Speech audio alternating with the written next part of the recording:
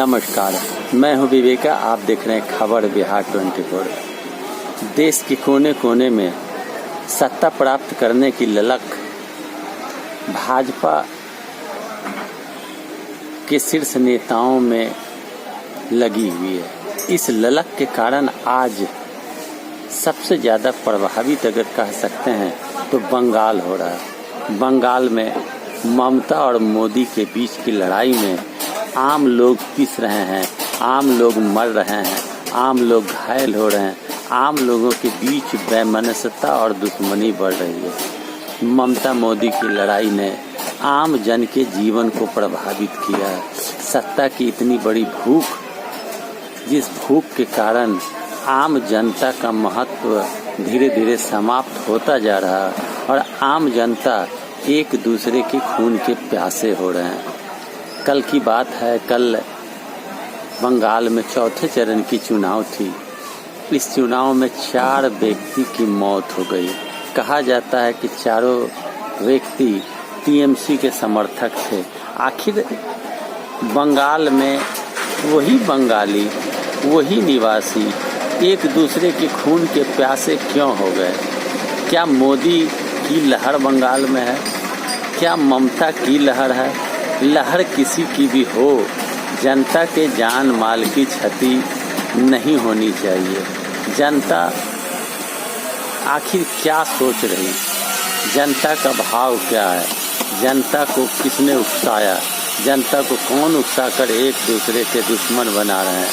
आखिर इसके जिम्मेदार कौन हैं कि मोदी ममता की आपसी रंजिश, सत्ता प्राप्त करने की रंजिश में आम लोग मर रहे हैं? कौन इसका जवाब दे? बंगाल का चुनाव खूनी संघर्ष का अखाड़ा बन चुका है। आज बंगाल में देश के बड़े बड़े भाजपा के नेता कैंप किए हुए हैं और कहा जाता है कि आम लोगों को उकसाते हैं। उधर एक वीडियो वायरल होती है, वीडियो कि प्रशांत किशोर ने कहा है कि मोदी भगवान है, मोदी भगवान है। तो कितनी दुखद बात है कि देश के प्रधानमंत्री नरेंद्र मोदी हैं, लेकिन मोदी को अगर भगवान का दर्जा दिया जाता है तो भगवान का अपमान करना कहा जा सकता है।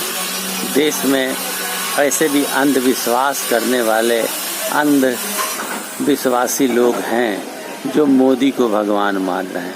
अगर प्रशांत किशोर ने यह बात कहा है कि मोदी भगवान है, तो प्रशांत किशोर जैसे बेवकूफ़ को क्या कहा जाए? चुनाव अपनी जगह, भगवान अपने जगह।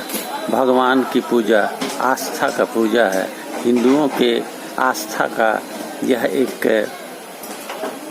पूजा है और आस्था के साथ खिलवाड़ करने के लिए मोदी को भगवान बनाया जा रहा है। नरेंद्र भाई मोदी आम जन हैं, देश के जनता के चुने हुए प्रधानमंत्री हैं।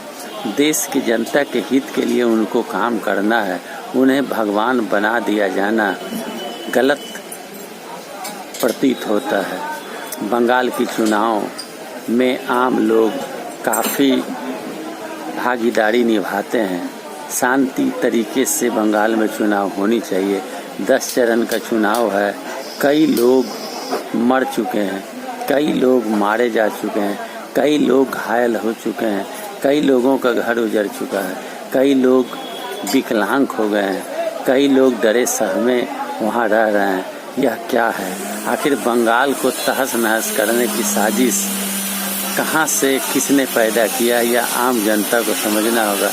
जनता को समझना होगा कि नेता चुनाव जीत कर चले जाएंगे, लेकिन मौत या दुश्मनी हमें काफ़ी महंगा पड़ेगा।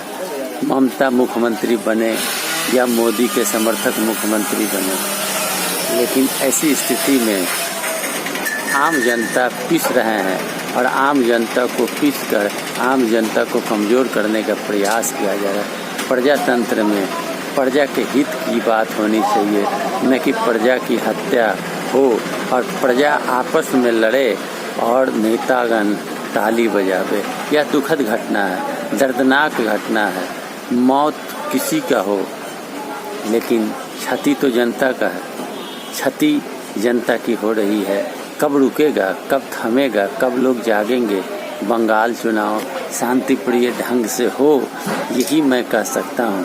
लेकिन आम लोग कब समझेंगे कि नेता मौज करेंगे? जनता को तो रोजी रोटी के लिए मशक्कत मेहनत करना ही पड़ेगा। नेता जनता को कुछ नहीं दे सकते, केवल दिलासा देते हैं। नेताओं के वादे को सुनकर आपस में लड़ना, यह बहुत ही निंदनीय बात है। कब थमेगा, कब रुकेगा? बंगाल के लोग अगर सुने मेरी बात तो उन्हें अब चेतना चाहिए, रुकना चाहिए। खूनी संघर्ष और रंजिश को रोकना चाहिए। यह नेतागण आपस में लड़ा कर कमज़ोर कर रहे हैं। जीत कर चले जाएंगे गद्दी पर, आप दुश्मनी पालते रहेंगे। तो दोस्तों, शांति से चुनाव होनी चाहिए।